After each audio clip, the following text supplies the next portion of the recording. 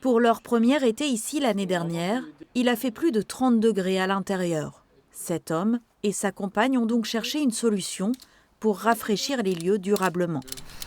On est plutôt dans une démarche de réduction de notre empreinte carbone avec des gestes écologiques.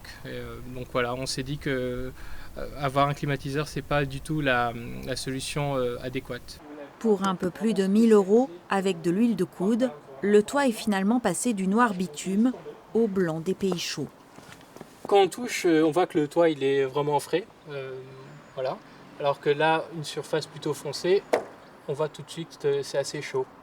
Une différence qui se mesure. 25 degrés séparent la partie noire et blanche de cette planche bitumée. Un écart qui ne s'explique pas seulement par la couleur.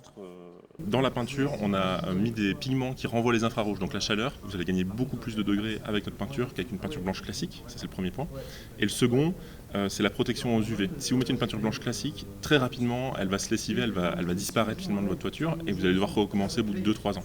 En ville, d'autres techniques permettent aussi d'amener de la fraîcheur. Depuis quelques années, des toits et des façades végétalisées fleurissent ici et là. Les plantes empêchent la pierre et le béton d'absorber la chaleur, mais ce n'est pas tout.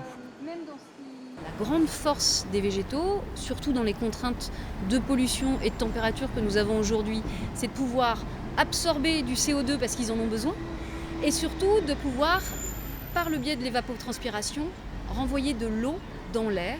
Et l'eau, bien évidemment, rafraîchit. Une solution technique et dont le coût entre 600 et 2 000 € du mètre carré limite encore l'usage aux entreprises soucieuses de leur image et leur empreinte écologique.